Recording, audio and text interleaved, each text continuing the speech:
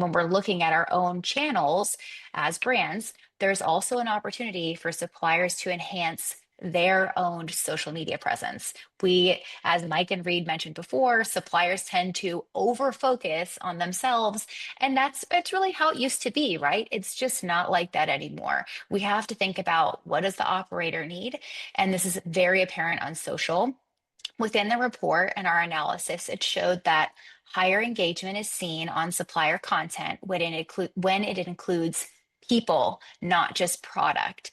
You have to remember that operators go to social for education, inspiration, and entertainment. Again, similar to how we act as people, right? So, not just to put product specs out there. And really, I like to say we should be courting operators and not informing them. So at this point, they know what you do. I'm trying to understand more of who you are and how we can work I together. mean, one, as social listening, kind of just passively understanding what people are talking about on social media becomes so important in your category, in your own product, what people are talking about when you're thinking through, what those needs are. So we worked with lentils.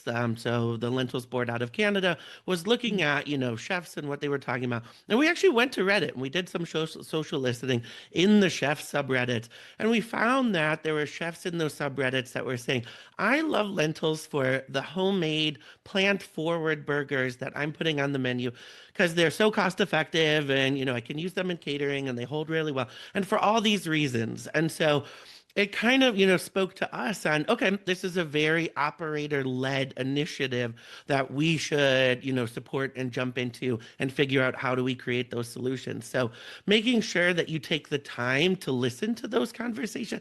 It's so easy to not do that.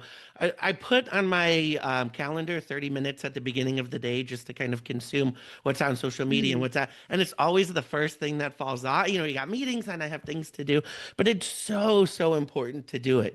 I have a friend, he's a chef at a major pizza chain, and he posts constantly on LinkedIn that he's looking for a sausage product that performs in X way and that, I need this amount by this time.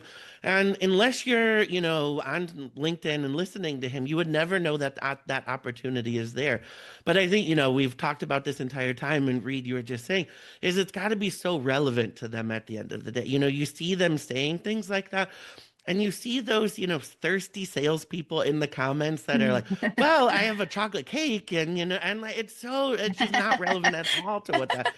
So listen, but then also, take the actual information and truly listen and make sure that you're giving them a solution that, actually makes sense for them at the end of the day.